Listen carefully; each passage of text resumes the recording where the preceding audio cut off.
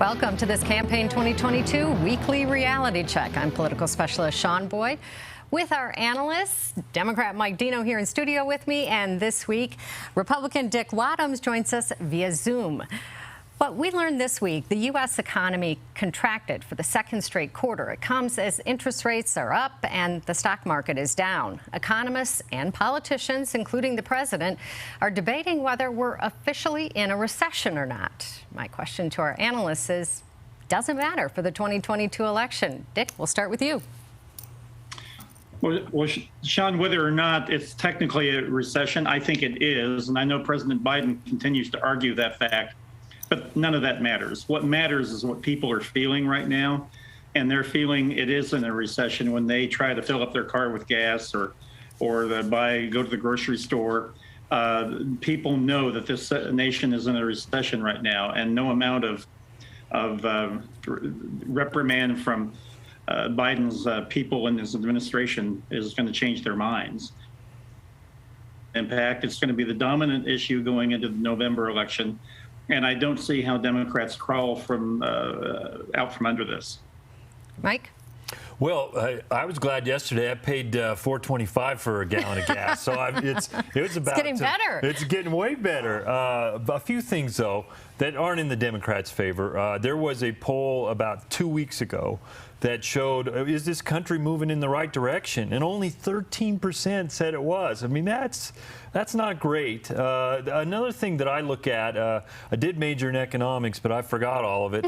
But it is consumer sentiment. And that's not really good. It's been trending down. But one interesting thing locally is that the Republican gubernatorial candidate Heidi Ganahl said that she can get Colorado out of a recession. Colorado is definitely not in a recession. We can say that. Perception is reality, though, really, in these things. You know, and if people feel like things are bad, then things are bad, right? Call it what you want. And people do feel that's the consumer sentiment. Yes, indeed. Yeah. So over the last few weeks, we've been talking about how Colorado's U.S. Senate race will likely be pivotal in deciding which party controls the chamber. And an increasing number of national media outlets agree. A headline in the LA Times this week read, "How bad could November be for Democrats? Watch Colorado and see." So, Mike, according to The Economist, it's the president's fault if Michael Bennet loses. You know, he describes Bennet as non-offensive. Even Dick has described him as a likable personality. But is that enough just to be likable and non-offensive these days?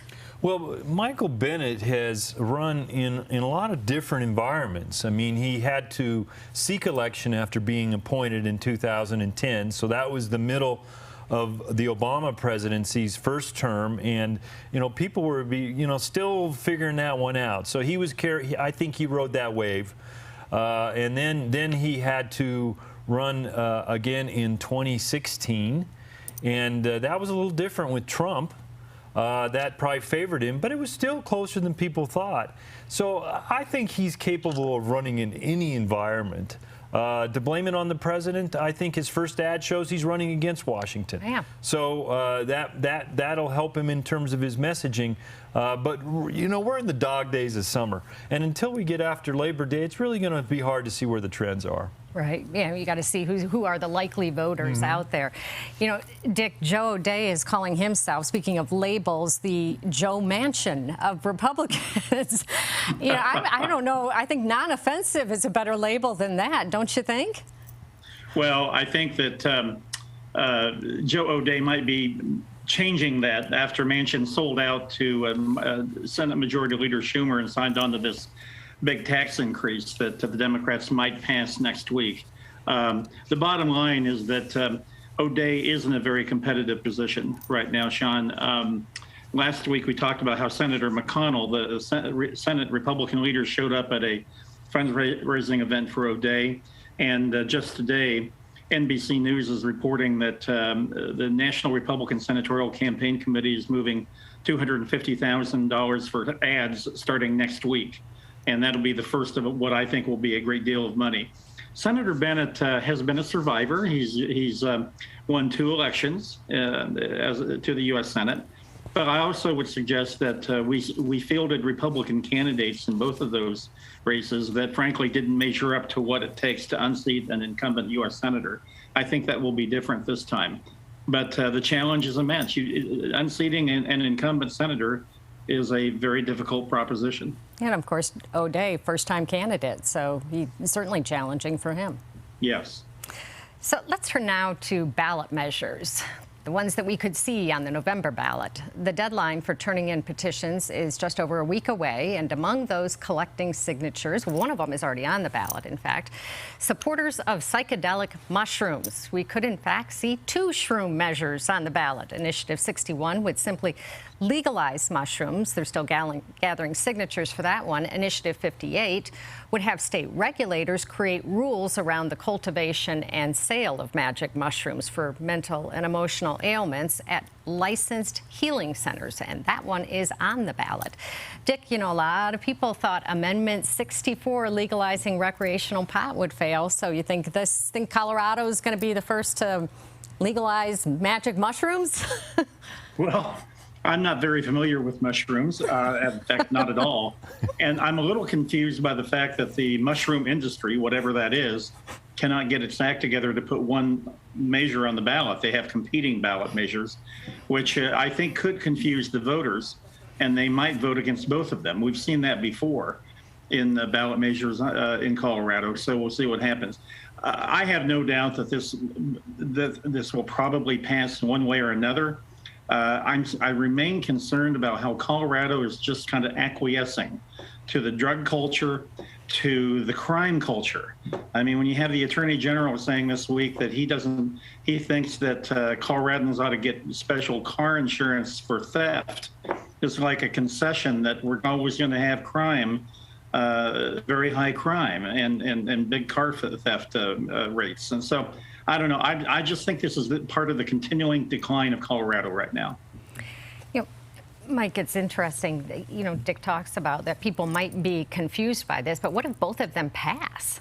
Well, that will be a conundrum to probably figure out. The question I have, and certainly one for Dick too, is, you know, ballot measures have been used in other states and even here to turn out voters. And we see on the more conservative side a very restrictive abortion ballot measure that is collecting signatures. And so I'm wondering how these ballot measures will turn out voters. Will the shroom measures get more liberal voters out and help the Democrats? Right. Will the abortion measure help the Republicans? Those are things that could be influential as we get closer to Election Day. I think Amendment 64 passed. It got more votes than Obama did that year. Okay. Remember? Well, I don't remember that, but I'll take your word for very it. Popular. But certainly we've seen both parties use ballot measures to turn out their voters. Right. Well, finally, 2 of Colorado's U.S. House races are looking better for Republicans, at least according to popular political pundit Larry Sabato and his prognosticators. Sabato's crystal ball has moved the CD8 race between Democrat Yadira Caraveo and Republican Barb Kirkmeyer from a toss-up to lean Republican, and the CD7 race between Democrat Brittany Pedersen and Republican Eric Adlin from likely Democrat to lean Democrat. So, Mike, this team thinks that the races will come down to whether voters see the election as a referendum on the president or a choice over abortion. What do you think? Well, I think, first off, in CD8, there's a lot of voters that don't even know they live in it. It's a new district. 7 has also got a lot of new territory to it, and that's going to be a challenge for the candidates, reaching into new areas. I've heard up in CD8 that people on both sides of the aisle are not happy with either campaign. They're not doing enough to win. And I think, you know, my feeling has been for a long time in this political environment that new CD8, which is virtually even, it does favor the Republicans. And I think that it will come down to, certainly there will be key issues, but I think the better campaign will end up winning up there. And right now, it doesn't seem that either campaign, at least according to their supporters, is doing enough to win. You know, Dick, it's interesting. I think a lot of people thought that the Supreme Court's decision on abortion would have more of an impact in these races. Yeah, Shaun, even in the aftermath of the Roe v. Wade repeal, I just really think economic issues are going to drive the day. And remember, there's one other issue that will play a big role in the 8th congressional district, and that is oil and gas. A lot of people are employed by the oil and gas industry in Weld County and Adams County in that district. And in fact, a lot of Hispanics are employed by the oil and gas industry. And as they see those jobs continuing to be threatened by the anti-oil and gas policies of Colorado and national Democrats, I think that's going to be one of the deciding factors, that you're going to see a lot of Democrats voting for Barbara Kirkmeyer. And especially given if they pass this tax increase that in the Senate next week, that will continue to put pressure on oil and gas in Colorado and across the nation. So I think the new ranking is correct, leaning Republican. But Mike is right.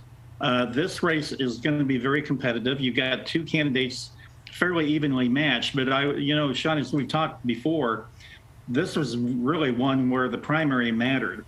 Had Republicans nominated a candidate who believes in the stolen election conspiracy theory, we would probably not be talking about the 8th district today.